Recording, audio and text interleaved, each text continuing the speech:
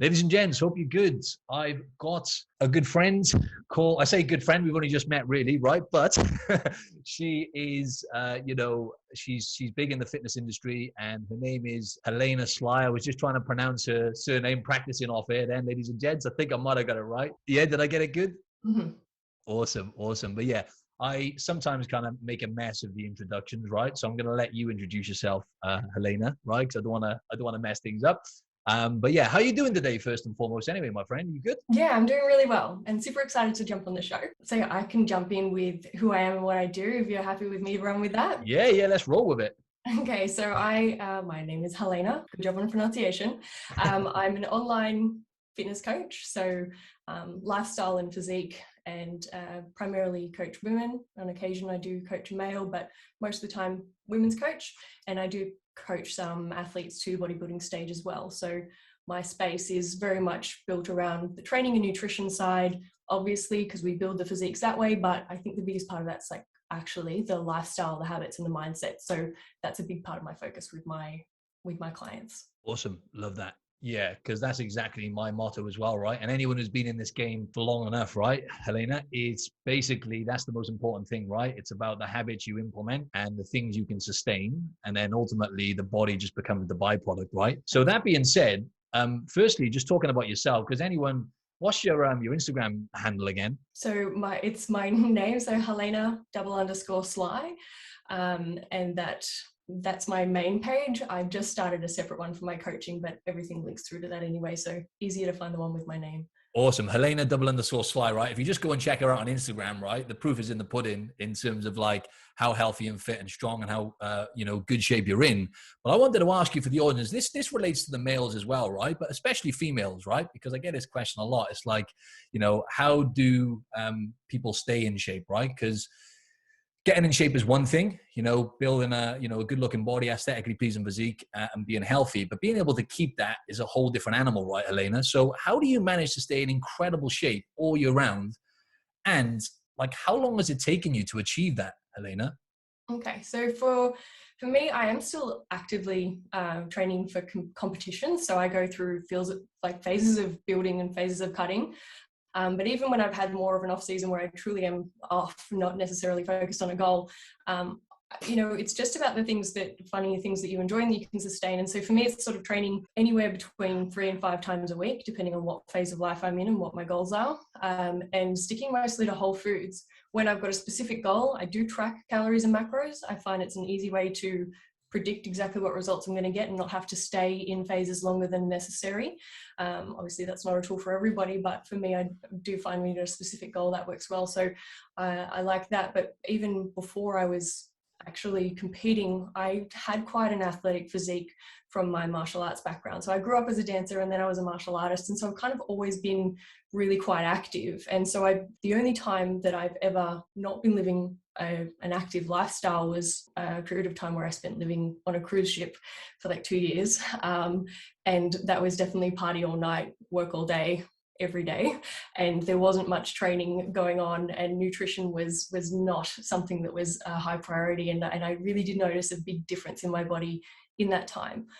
When I came back to land and to life, it probably only took about 5 months for my body to go back to what it had been formerly, because I just moved back into that lifestyle where I'd train a couple of times a week and I was eating mostly whole foods again, and I never actually truly focused on trying to lose fat or to build muscle again. It was just, that was the byproduct of falling back into the lifestyle that I had built myself before I was, living that crazy life overseas, on the seas.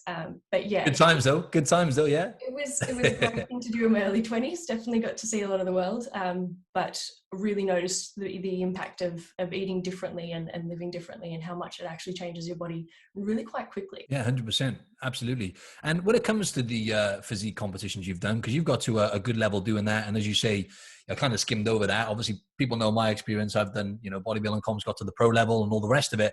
But I think it's interesting coming from a female's perspective. So when you ever had Alicia Gowans, Alicia Gowans? Yeah. I had her on the podcast a while ago, but it's great to have someone who's like more current, and just talk us through. Obviously, I'm just curious to know kind of the biggest kind of challenges that you face, because we were just saying off air, right? We were saying about how I personally have saw more kind of eating disorders and mental health issues and stuff like that in that world of bodybuilding when I was in there, when I was competing and when I was going to the fitness expos and all the rest of it, than I've seen in the hundreds of men and women I've coached over the last, almost 2 decades. So people always see on the surface someone in great shape like yourself or anyone else, and they automatically assume, like we were just saying, that everyone's got everything together, right? But there is like a bit of a dark side to that as well. And I'm just curious to know what the biggest kind of challenges have been for you psychologically in that world of competing. For the world of competing specifically, I think sort of 2 things. One would be that it's really hard to not wrap your identity up in the look that you achieve for stage. You're only in that for a very small period of time, and then you quite quickly come back out of it. And particularly as a female, we need to be quite far away from how lean we get. I compete in the fitness category, so we're very lean. And so for health-wise, you need to move back away from that. But you really get addicted to looking like a little bit of a freak. Like, you get noticed, people look at you, people point at you, people come and ask you questions about how you look. You don't look quote unquote normal. And it's exciting, it's thrilling, that you're sort of living life on this level that other people aren't. And I think when you need to move back into a build phase or a lifestyle phase where things are maintainable, it's quite difficult to switch that mindset. And so the first time that really did sort of grab me, the second time through I had no issues with it, but it was just like the experience of working my way through that the first time and letting go of, that how I look is not who I am. And there is a lot more to me than that, and I'm still really impressive otherwise. And that took some work. The other part of it is that I think when you compete, you are so focused on a big goal. And part of our conversation earlier was how, when you're running a bit of anxiety, or if you have a bit of an anxious sort of disposition, you tend to want to be chasing big goals all the time because it keeps you running on a direction that you feel like you're achieving something. But when the show finishes and you move back to, once again, more normality and having to work out, well, why am I training if it's not to get on the stage? Why would I stick to my macros? You've got to really build your why again around why you do everything, because your entire lifestyle and your entire psyche is wrapped up in getting yourself to stage, and it's all consuming. I don't think a lot of people realize just how all consuming it is, that literally every part of your world becomes about it, and the people around you need to sacrifice for it as well. Then once the show's over, it's like, well, life seems really boring, and it can push a lot of people into a really low state, because there's just a big question of why are you doing anything? And I think, a lot of people do get caught in that post-show. Yeah, I absolutely got caught in that. All of what you were saying then resonated with me. I mentioned before millions of times, but I had the binge eating disorder for like almost 2 years, as a result of getting on and off stage. And then not the anticlimax, but almost just the downy you get then, right? After you've put everything and you've sacrificed everything literally, because to get on stage is no joke. It's not necessarily a healthy thing to do, and you have to put absolutely everything in. There's no kind of shortcuts. So yeah, that was really interesting. I found that interesting how, you said that the identity element, right? In terms of you wrap your identity up into, being in incredible shape, right? And it's even subconsciously, without you even being aware of it, it actually becomes who you are. You're like, I'm in shape. People know me for that. So I have to identify as a person who's in shape all of the time. And then that can cause a lot of stress within itself as well. What kind of battles have you had in terms of, because you can relate this to people listening, right? People looking to get in shape. A lot of people listening to this just want to become a better version of themselves. They want to get in really good shape. They want to aesthetically pleasing physique, right? What kind of battles do you have with clients? Do you ever get that battle with clients when they come into your program and it's like they are so hell-bent on looking better that they kind of, it becomes part of their identity as well, right? And then they kind of can easily forget about the other metrics when it comes to health and the important things which actually get you in shape, which is being healthy, right? Some of the stuff you talked about, eating whole foods and all the rest of it. So just curious to know, like, if you ever get those struggles with clients, like similar struggles, just on a different level, if that makes sense. Potentially, but I think from a little bit of a different angle, and especially if somebody has always been bigger or has always been, a body shape that they didn't like, their identity is also wrapped up in that.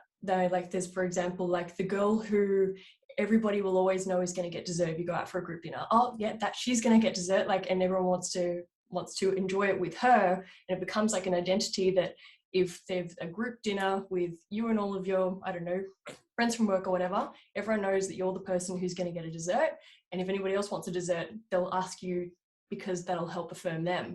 And so if you then want to change to be the person who is being really conscious to be able to make the right decisions for a different physique, and not to say that dessert cannot be there, but you're now sometimes a dessert person and not always a dessert person, you can almost feel like you're letting people down by making those changes. And I find that this pops up a lot with clients where that's obviously just one example, but there's so many cases where you're known as being the person who's going to behave in a certain way in different groups of people. And when you start changing that, you don't always have a good response from other people around you. And I think that can be really difficult for people, because they may change their body to look different. They may change their habits while they're with a coach to look different. But when they're not so focused on, that 12-week program or whatever it is, if they haven't done the right mindset work and reestablished who they are and why they follow these steps beyond just the physique, they can get stuck in that cycle where you just end up falling back into old patterns, and not even necessarily just from your own cues, but because the social cues around you know you as the person who will have the drinks on the weekend, or will have dessert every time they have dinner, or we'll go for seconds with you, and like someone will drag you along to go and grab seconds because you're not going to fight back, and you don't know how to be anybody else in those environments. And I think that's something that not a lot of people do talk about, and especially when a coach is just throwing macros and a training program at you. If your friends go out for drinks every weekend and you can't do that while you're working with the coach to achieve your goal, that's fine. But as soon as you're not working with the coach anymore, you go back to doing that. Obviously, you're not going to maintain the result, but you don't know how to be somebody who says no. Such a good point. It's such a good point. And I always say to my clients, you've got to have that balance, right? So there might be certain people that are your friends that you really love dearly and you've been friends with them for a long time, but they're living a certain way. And obviously you want to level up, right? And you can relate this to like building a business or building a body. Either way, your environment, you have to be surrounded by like-minded people, right? For the most part, people who share a similar vision with you as you, and not people that are always going to be yes people. Like you say, oh, you're having dessert. Oh, how come you're not having dessert? And the pressure, the peer pressure. And it's always a lot easier, right? Let's be honest. I think James Clear said in his book, the Atomic Habits book, he said, it's much easier to avoid temptation than have to resist it, right? Because that willpower, it's like a muscle, right? It just gets tired. And people think that's what is going to get them long-term results. But actually that willpower gets tired. And I know that myself. And I'm sure Helena can relate to that with competing and just in life in general. But that environment is very important, right? Because, your net worth is your network, as they say, right? Huge. And yeah, so the social aspect of the environment's massive. And that might even be, you're always the person who has biscuits in the cupboard for when other people come over, but guaranteed in between visits, you're going for the biscuits yourself. They're sitting there. Whereas if they're just not in the house, you don't need to resist that temptation. And I think that's a massive point, once again, that people do often miss. And it's your environment, whether it be the people around you and how they act and behave around food and what their mindsets are, as well as your physical environment, how you set up your kitchen and your pantry, what things are available to you when you need an easy choice. Making the right choice, the easy choice, is a huge habit to change for that as well. Yeah, and I was just saying this to someone recently as well, because when it comes to true health, right, the social aspect is a huge component, right? Arguably the most important. We're social creatures, right? We evolved that way. So, you have to have that element as well. So, obviously sometimes I said to my clients recently, self-care is not always saying no, right? It's not like, no, I'm not going to have this. And again, it's using the words as well. You have to use the right words. If you keep saying to yourself, I can't have this, I can't have this, that's putting yourself into that restrictive mindset, and it's disempowering, right? So you have to use different words anyway. Like I choose not to have that. I just don't want it, right? I don't want it. But I was just saying, like, you have to have that balance, because true health, you have to have the social aspect as well. So I was going somewhere with this now and I lost my train of thought, but I was just going to say that social aspect. So it's a part of self-care is actually being able to say, sometimes you're going to choose the social aspect, right? So, right, I'm going to go out with my friends. I'm going to have a few drinks and some food, right? And I'm valuing that social aspect more than I value right now, maybe my physiological health, right? Because I'm going to get some nourishment out of that social occasion, right? So I think it's a fine line, but yeah, that's such a good point with environment. But do you agree there with self-care? Because a lot of people think self-care means I have to be disciplined all the time and be absolutely spot on, but it's not realistic, right? Because I always say to my clients, if you give me at least 80% consistency, the results will be life-changing, right? Mhm.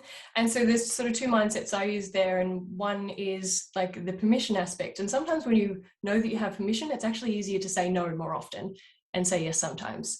And it's just like knowing that you have unconditional permission to eat anything that you want.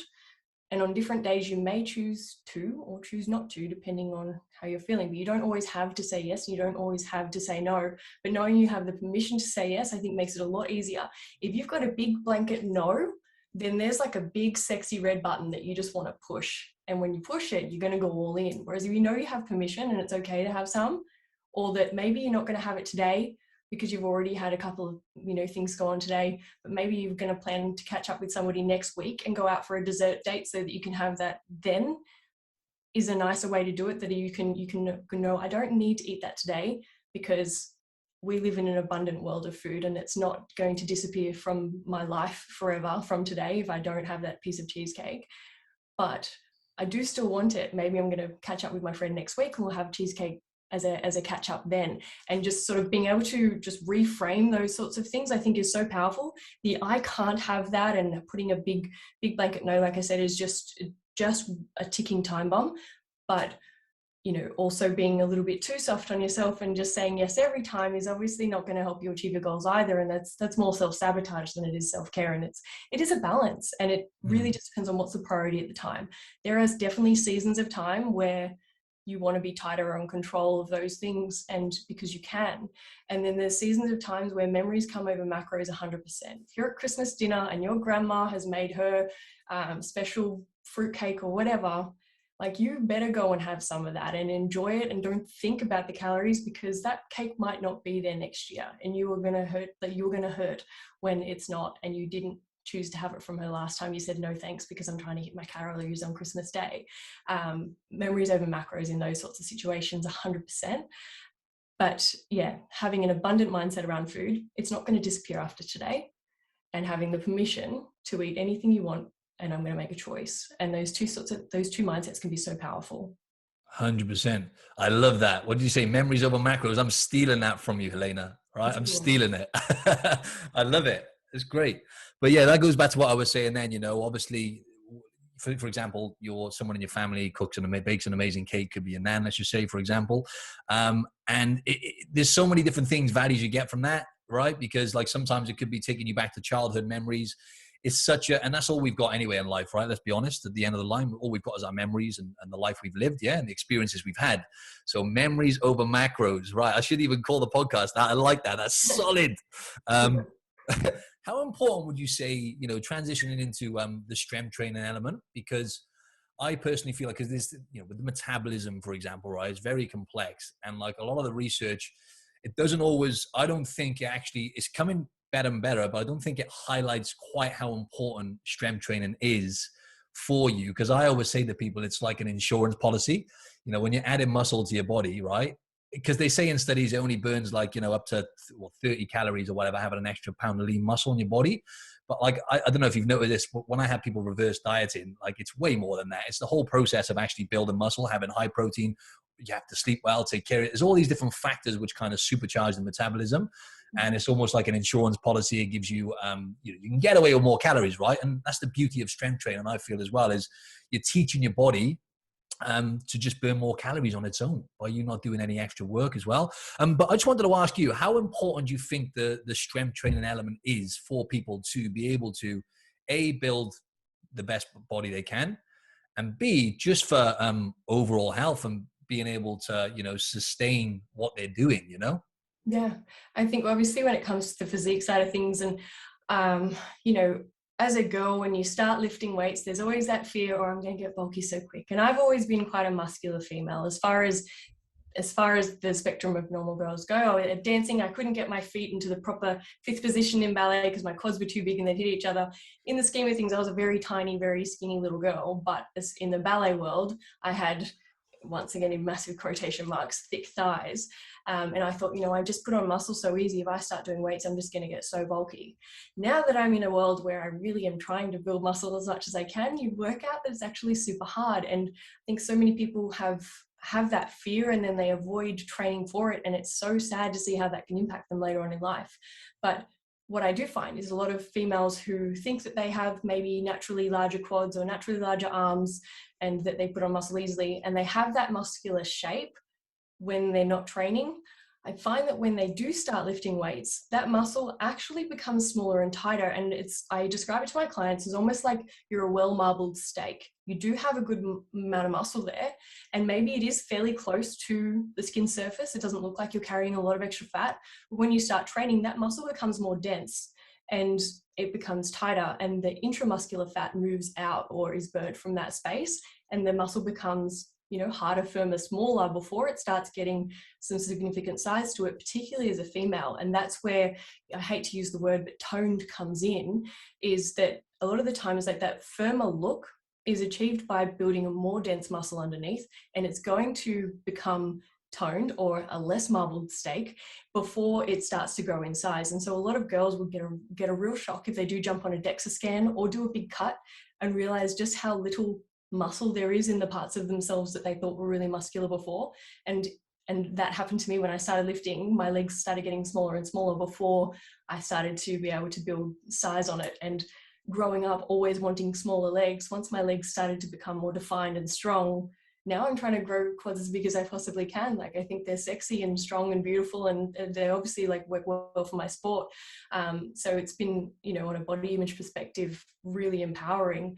But, I didn't have to get to the point where I'm building size, and it's a lot of work. It just will not happen by accident if that's ever anybody's fear. But knowing that that's the fear, and a lot of women avoid lifting weights for that, what I think is really sad is obviously you look at the older population and how much people's ability decreases with age, and we lose so much strength, but we actually don't have to. And the few people who I do know who later in life are still training, lifting weights, are in so much better condition. Just the little things like getting out of a chair without having to push your hands up, being able to get up off the floor is a big one, especially because, above 60, falls risks massively increase. And many of the dangerous sort of injuries that happen from that are from the fact that they stay on the floor too long because they don't have the strength to get themselves back up. And I've sort of always had this mentality that if I'm at some point in my life going to get ill or have something happen where I'm going to lose half of my strength, I would want that to be from a stronger place. I would like to be able to, if I had grandchildren, for example, I'd like to be able to lift them up and not have to have them placed in my lap because I'm not strong enough to hold them. I'd like to be able to hold my own cup of tea or pour my own, boiling water into my cup without my grip strength not being strong enough. And my mum is an incredible example, actually. She started lifting at 58, a client of mine, probably my most compliant client, which is amazing because family is usually not what people want to be coaching. But she started not being able to hold on to the 20 kilo barbell for more than 8 reps of a Romanian deadlift before having to put it down because her grip strength was failing. She's now 62 and she can deadlift 75 kilos with no straps. Wow. And it's so cool. And it's just been little by little. It was never the goal, but little by little. And the amount of extra range that she has in her lunges and things. When we first started, she didn't even have a half range lunge because she has arthritis in her hips, in her knees, in her ankles, and sort of thought, we're just going to try and maintain what range she has because we didn't want that to keep on decreasing. But little by little, by getting her strong at the end of range that she had at any time, she can now lunge and get her back knee to the ground. She used to have a big sway in her walk because of arthritis in her hips, and she now walks straight and she has beautiful posture. And as a side effect of just training 4 times a week with weights for 4 years, she has built some significant muscle, which is once again something that we're just not told is possible. We're told that once you reach menopause, like it's basically impossible to build muscle. You will gain belly fat. You will become that apple shape.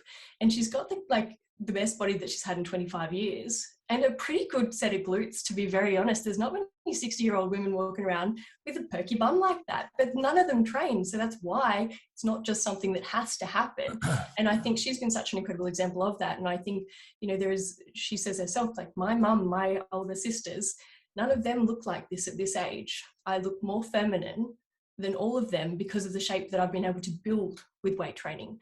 And when somebody in their 60s and who had to start learning how to lift weights at 58, it's just that part where most people would just throw it away as I'm too old to start now. She did, and it was little by little by little by little, just consistently showing up, doing the program that I set for her. She learned how to track her macros and everything. She's a pro at it now. She's better than me half the time. And it's incredible to see what shape is able to be built and how feminine that can look in a state where people actually don't even bother trying anymore usually at the age. And I know I got off on a bit of a tangent, but I get really passionate about my mum's success. She's so inspiring.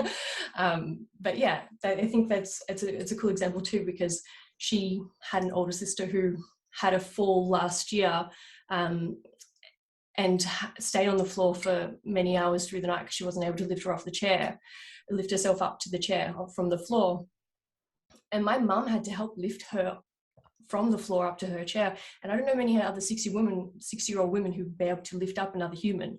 But she had the strength to be able to pick up my aunt and put her back into the chair before she could call for help. And I think that was something that was really impactful for a lot of people around us to sort of have that happen, because you can sort of see, you know, maybe if there was some extra work on strength, maybe she would have been able to get herself out of the chair earlier. And if mum had never tried to lift weights and she was just doing the normal things, a couple of step classes or yoga, and while that's fine and still miles better than nothing, she wouldn't have been able to be the one to help pick her up, and it would have been longer before they got help. And I think, and those are the very real world places where it shows up, you know, being able to go to the toilet by yourself because you can stand up and sit down on the toilet. Like it's your freedom when you get older. And the fact that people would miss out on that because they're scared of growing a bicep, it blows my mind. That was wow. That was a powerful story. I can't believe that. That is absolutely crazy. But it goes to show, doesn't it, the power of like building up your strength with deadlifts. Like these are fundamental movements, right? If you don't use it, you lose it. The day and age we live in, all of the outside forces really are going against us, right? We're sat down more. We've got more processed foods available to us than any other time in human history, right? And when it comes to, like you say, just squatting down as you get, these things we take for granted. And, you know, people listen to this and might be a little bit older or whatever, and you might be thinking, oh, you know, is it too late for me to start? It's too late for you not to start. It's too late for you not to start, right? You have to focus on, because with the longevity and the quality of your life, and I could go down the list in terms of like heart health as well. Obviously, all the new studies point to the fact that resistance training actually reduces both types of fat that can build up around the heart, whereas cardio only kind of tends to reduce one of them, for example, bone density. And as you said, the worst thing as you get older is, you know, being weak and frail, right? Because as you say, you just used a prime example there. But also, like you say, if you get hit with an illness or something, you want to have as much lean muscle mass as possible on your body. And you want to be strong. You want your heart to be strong so you can mitigate any issues, you know, later down the line. But even just the here and now, right? When it comes to strength training, right? So what would you say in terms of like how important it is for people, right? To have, because strength training, having that as the cornerstone of what you're doing, I think is really important, right? Having that as if you want to improve the way your body looks aesthetically, and you also want to, you know, the stuff we just talked about, then you want to live longer, not just live longer, but add life to your years. I'm really passionate about this, right? Because I feel like it's a bit late that this is coming out, but it's good that it's coming out now, all this strength training and how important it is. But how, like, you feel like it's really important then is what I'm trying to say, right? For people who want to build a good looking physique, because a lot of people listening just like, yeah, that's great. I just want to look better, right? I want to have a head turning physique on the beach, right? So obviously lifting weights, and is there anything else in terms of overall health and strength training that you know, it depends on the client, that you actually say to people, right, these are the important pillars we need to focus on in order for you to live your best life and obviously improve the way your body looks?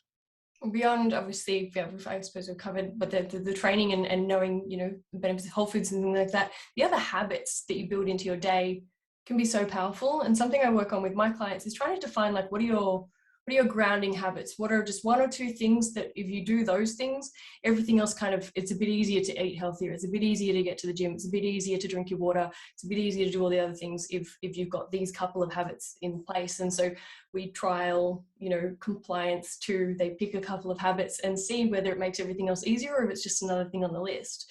And so, for example, you know, it could be journaling, it could be meditating, it could be getting a certain amount of sleep, it could be getting a walk in, it could be making sure that you reach a family member or friend every day.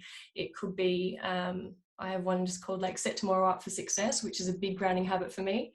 Before I go to bed, I just set some things out for tomorrow. It's like a gift to myself for the next day. I've taken some stress away from the next morning, and I always have a better day when I do it. And it's like, you know, I could be away on holiday, I could be where I am, I could be moving houses, and I had to move a few times over the last year.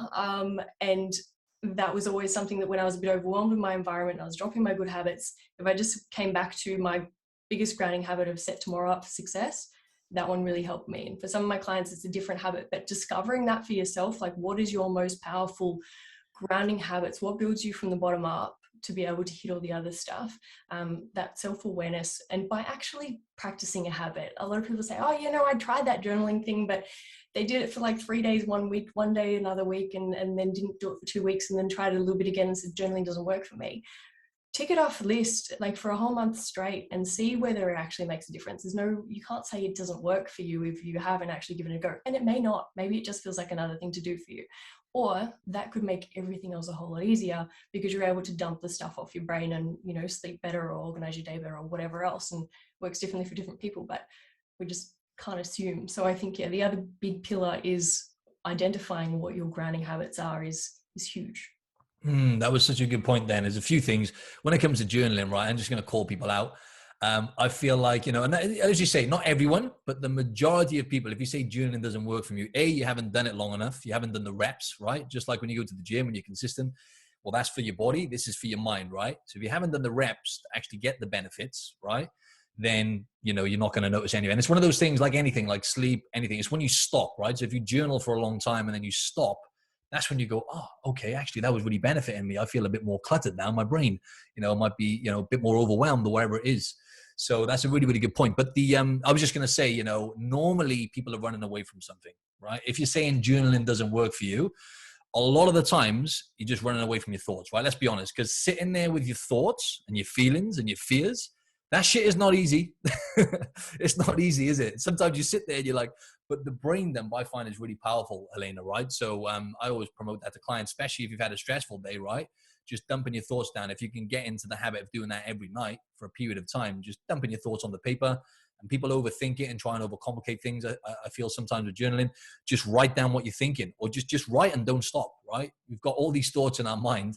You can definitely put pen to paper and just dump your thoughts down. But it's funny you say that about the thing, because yesterday I actually didn't write down.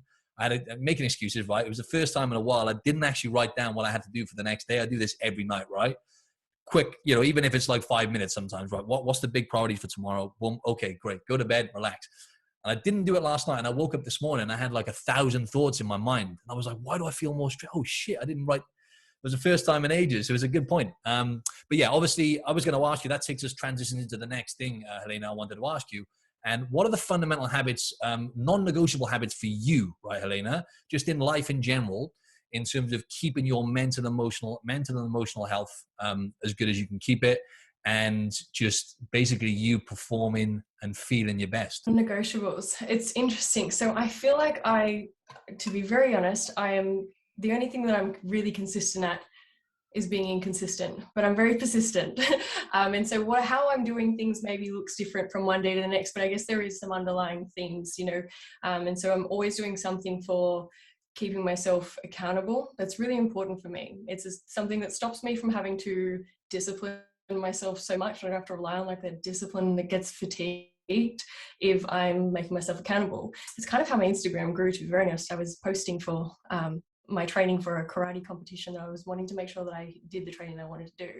And I just kind of share like a journal on there, but it's really powerful for me. So like either having a coach or having someone I'm checking with a friend, or, saying that I'm going to do things and then taking that pressure off myself because I don't need to remember it so much because I've made myself accountable. So accountability is huge. And then, like I said, for me, that habit of just setting my next day up and thinking of those sorts of things as something I'm doing for myself. And this is where a lot of people get really stuck when it comes to trying to change habits. They're adding it as another thing to the list to get stressed about. If they don't do, they're stuffed up, and the mental battle that they have with themselves is just drains them. Whereas if you're thinking about these things that you do and the disciplines that you have as your self-care, it feels very different. And the mindset that you approach these things with is huge. And so I'm always learning more about psychology and mindset as well. Obviously, it works well for what I do for work, but I've always been very interested in that. And because it affects me, it makes a big difference, really impacts how I feel and how well I'm able to perform and how well I'm able to show up for myself and for others. And so, yeah, learning about my own brain always being curious and having the mindset of the habits that I've set for myself, whatever they are at the time, whatever inconsistent phase I'm in, I've set them up as a part of my self-care and not as a I have to do this to be worthy sort of mindset. And I think a lot of people miss that mark. Mm, definitely. That was solid. Yeah. And also just to say it how it is, right? And I've said this on a few podcasts, but basically we've both been through our own mental health struggles as well, right? Let's be honest. We've both put it on, splashed it all over social media as well, right? I think bottom line is, we're not doing that for attention. Trust me. It's not easy putting that out there, right? It takes a lot of courage to do that. But the impact you have from sharing, not just, I struggle with this, struggle with that, but how you overcame it, your transformation, it actually makes people connect to you so much more and actually understand that they're not alone. And I feel like, do you feel like through going through your own struggles with mental health, right? Do you feel like that actually highlights it, how important it is for you to do those things, even if it's not non-negotiables, the fundamental habits that you need to stick to? Do you feel like it makes it even more important and it also helps you relate better to your clients when they're going through stuff? Absolutely. And something that I recognized in myself once I learnt about it, and I think that everybody has an element of it, is that we put other people up on pedestals, people who have achieved the things that we would like to achieve. Automatically, we kind of make excuses for their success. They've had something that was easier, or they're not suffering with the same things that I am. And if you have a mindset that the person who's got the body that you want, has got the job that you want, has got the relationship that you want, you assume that they've gotten there without the same battles as you, you've already given yourself an excuse to not even try, or to be able to self-sabotage yourself along the way. If you know that that person got there with a very similar struggle to you, it's empowering. And I think there's a lot of people who have reached out to me along the years and sort of said, I've always had, X goal, whether it was with my karate years or whether it's with what I'm doing now, and said, I had that goal, but I thought because of my ADHD, because I have ADHD and I talk about that a lot, or because I had scoliosis, I have scoliosis and spinal fusion, I thought because I had that, I wasn't going to be able to do that. But seeing that you had that and that you did it anyway, that gave me confidence that I can, and then they go and try. And so I think a really bad habit that we sort of primed with is to make excuses for other people's success and assume that they're not battling with the same things as we are. But the more people who are achieving some big things talk about it, the easier it is to let the other people know, like, you can have a shot at this. You can, you need to find your own way, and it may be more difficult, or these challenges are there for you, but that's not an excuse to not try. It's not a reason for you to not be worthy of that. 100%. Yeah. And I think what you were saying there, a good analogy for people is like, do you find people are always trying to build a wall, right? They're always looking at like this big wall they need to build instead of just going brick by brick and taking one step at a time and focusing on consistency over trying to be perfect, right? If you look at it that way and you take things one day at a time, right? Just like you said then, just writing down what I've got to do the next day, right? Because we're always just bargaining with our future self, right? There's Helena of today, yeah, who is gonna, like any other person, and like me, we still get that kind of devil on our shoulder, right? Who wants instant gratification? Go and buy that shit you don't need. You know what I mean? Eat this, eat that. Maybe now with food, it's different for us because we've programmed our brain. But we're just the same as everyone else, right? Whether that be, go on social media, get carried away on there, searching for that dopamine hit, right? It's that instant gratification, like that child inside of you, or that monkey brain even, right? It's like, go on, just do it. And then you've got your future self, right? You've got the angel on the shoulder, right? Saying, no, come on, we need to, tomorrow we want to be feeling good. We want to be doing this. We want to be pushing forward and obviously just making progress. So you're always kind of bargaining with your future self. But I do feel like it's important for people to focus on building that wall brick by brick, right? Rather than most people just look at that. Well, we've done that, right? And you probably still do it, right? In certain areas, you look at the wall and you're like overwhelmed, you're anxious. No shit, because you're putting yourself in that state. Yeah, absolutely. And this, I remember when I started my business, that was huge. And I sort of look at the people who've had a business for 5 years and they've got all these things, and I'm like, how can I get to there? And I just really did need to just like knuckle down on what is my first step, what is my minimum viable product, what is like, and just like really going, okay, well, how do I start with one before I try and deal with growing up to level 10. So it's funny because it pops up in every part of life. And I even last week I had a week where I was not on. I just made so many excuses for myself to not do the things that serve me. And it was just a huge element of self-sabotage, and having to let my coach know. I pay a lot of money for my coach, and to not do the things, like, I was really quite disappointed in myself, and it just didn't make sense. And it is something that, for me at the moment, I'm actually working on this with my psychologist, because I have a few areas where that pops up, and sometimes it does, and then sometimes I'm cruising and I can identify these things really easily. But there's always that second voice. There's one voice that's telling you, you know, you don't need to go to the gym. You've had a hard day. You're tired. You can go tomorrow. It's okay. And it sounds almost like self-care, but that is just self-sabotage, Sally, creeping on in, pretending to be self-compassion. And it's actually just taking away from the goals that you're going to get to. And so, it's really just reminding yourself that, self-discipline is most often your best form of self-care, and just showing up and just doing the things, and the little by little is what gets you from not being able to barbell deadlift with a 20 kilo bar to being able to do it with 75 kilo. It's what gets you from not having a business yet to growing into a brand. It's what gets you from first time in the gym to on the bodybuilding stage. It doesn't happen by looking from step 1 to step 100. It happens by showing up each day, little by little. And when I say each day, there are days that it doesn't. There's days that we all mess up along the way. There's days that we all don't be perfect. And I think that actually is a big element that I see. I think you've got quite a similar sort of audience to what I have, is that sort of type A, high functioning, high achievers, anxious, high achiever. Ambitious. Yeah, absolutely. And those sorts of people, I think that's usually, and I attract that type because I am that type, and like attracts like, especially because we market ourselves on social media. It's that sort of all or nothing mindset a lot of the time, or wanting to do things perfectly. And if you don't do it perfectly one day, rather than accepting that 98% is okay or 80% is okay, it's going, well, I didn't win today, throwing it all in the fuck it bucket and leaving it, rather than just going, okay, well, 85% is the best I had today. And so like a saying that I use for my clients all the time is like, give today the best you've got, knowing that every day what your best looks like might be different. And you can't compare, but as long as today truly was your best, and you can put your hand up and say today was my best.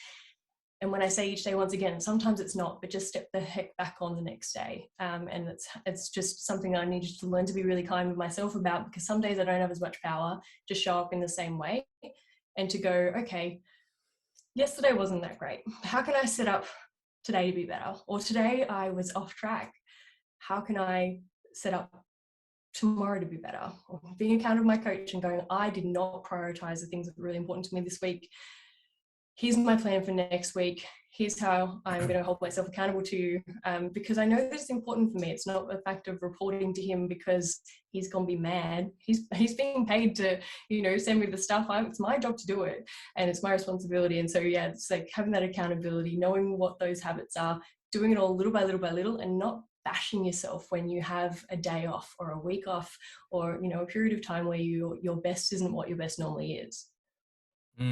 Yeah, I love that. And look, goes to show, right? So I've got a business mentor, and shout out Phil Graham, right? Because he's literally changed my life. So obviously, long story short, a couple of years ago when the pandemic hit, I had like a handful of online clients, and I really wanted to build a powerful online transformation program and impact more people, right? So I actually hired a business mentor. He's the best in the world, literally, right? So his mentorship program, it's not cheap, right? Just going to say that, right? But it was worth any penny. And you've got to look at it in a different way though, right? Because I was looking at that when I was investing in myself, right? I was looking at it as an expense, right? I had a scarcity mindset because of the circumstances, gyms closing, I was PTing at the time. And I won't tell you how much it was. Like I said, it was expensive, but it wasn't expensive. It was the best investment I've ever made. Actually, I'm not going to say it was expensive. It was just a lot of money to pay up front, right? At that time. But because I shifted, well, my mentor just told me straight up, he's down the line, right? He was like, you're just being a pussy, basically. He said to me, you just need to commit, and you need to look at it as an investment. You're looking at it the wrong way. You've got the wrong way of looking at it, and you're never going to get anywhere with that mindset. Basically, just told me straight, needed to hear it. But basically, it was the best investment I ever made. And I just wanted to say to the audience, that's why I stopped the podcast. Actually, I had the podcast going, and building a business. I was saying to someone else actually that it's way harder than building a body. I don't know if you can relate to this. Building a business is another animal altogether. You have to Like you have to change obviously on your journey with health and fitness, but the amount of changes you have to make in terms of the way your level of thinking and actually to build a business, there's a reason why, over 20% of businesses fail, right? It's not easy, and that for me has been a massive challenge, but it's been the biggest over the last few years. It's been the biggest experience of growth I've ever had. And I just wanted to say to the audience, right? Yeah, investing in crypto, buying a house, setting yourself up financially, great, important. The best thing you can do, right, is invest in yourself, right? I know Helena's spent tens of thousands of dollars investing in herself, which has enabled her to become the best version of herself and help and impact people all over the world and live her best life. And the same as myself, right? But we're always on that journey of continuing to level up. And if you're listening to this now, the likelihood is you've got a growth mindset, you want to improve yourself. So honestly, whether you're hiring a coach, a business mentor, or whatever, investing in yourself is hands down one of the best things you can do. Would you agree with that? Oh, absolutely. And it's a never ending thing, I think, is the other thing too. People sort of want to be able to tick something off the box by each thing that they might invest in or thing that they might want to set out and learn. And they think it's going to help them achieve something that's going to fit like in an Excel sheet. And it's not. It's like everything you learn compounds. It's incredible. And, the same lessons come up years later, but you learn that same lesson differently, or a lesson that you learned previously about yourself now means something different. And it's just something that is just a forever journey. Like I think I'll be 75 and still going just like, what's a self-improvement project I can work on right now? I think likewise. It's just I think it's sad when people don't. I think it's sad when people don't. 100%. Or make excuses like, it's too much of an investment. I get it. We're all in different positions, but ultimately when you strip it all down and you look at the amount of money that people spend, I don't care who you are, a lot of us spunk money away, for lack of a better word, don't know where that word came from, on garbage, right? If you think about like online shopping, you think about tattoos, you think about like stuff that you don't need, materialistic things, or going out on nights out, right? The thousands of dollars people justify, and you've got to enjoy yourself. But when you actually look at what you spend over like a few months or a year, if you invested that money in yourself, right, the value that would add to your life is second to none. It's character building. It's like whether you're building a body or building a business or building a relationship, right? It's basically character building, right? It's falling in love with the struggles, right? I know it's a hard thing to do, but it's the character building that actually gives you all the benefits, and actually you end up, everything else kind of starts falling into place when you build more of a resilient mindset. I guess that's what it comes down to. I got one more question for you, my friend, right? And I'm going to put you on the spot with this one. What advice would you give 18-year-old Helena, right? Just what advice would you give her? Okay. 18-year-old Helena, wow. She would have no idea what was ahead of her. She was so shy and so quiet and so reserved and so self-judgmental. My biggest lesson to her would be to be kind to herself. And I think that's the main thing. It's like I held myself back from trying things or from, being able to enjoy certain things because I was not very kind to myself. I was very judgmental of myself, and it sort of, became to appreciate the things about myself that I used to judge. To be very honest, a lot of the things that I used to not like about myself because I didn't understand them are things that really helped me grow my brand and are big quirky parts of my personality now. And so, yeah, just be really kind to yourself, and it's okay when you fuck up. Like that's some of the most powerful words you can give to the anxious overachiever. It's okay. What's the next step? So yeah, that would be the two things. Be kind to yourself. It's okay. What's next? Love that. Yeah. Self-compassion is key, right? Awesome. I appreciate your time today. There was so many knowledge bombs there and just golden nuggets for the audience to take away. But always remember, as I always say, if you can take one thing away from one of these podcasts, and implement it, or if you get a light bulb moment, that's a win, right? We live in the information era. We've got all the information, but it's about dissecting what's going to help you, siphoning that out and then just like running with it basically, right? So remember that. Don't get overwhelmed. Just think about, right, what was my biggest takeaway? What did I learn from that? Because there was so much value in that. So thanks for jumping on. And where can they find you, the audience, Helena? Yeah, so the best place to find me is on my Instagram, and all the links to anywhere else are on that. So just once again, at my name, Helena _Sly, and you'll be able to find me everywhere else. But thanks so much for today, Martin. I really enjoyed the chat. I really enjoyed it too. And I'll add your Instagram to the show notes anyway. Thanks again for your time, my friend.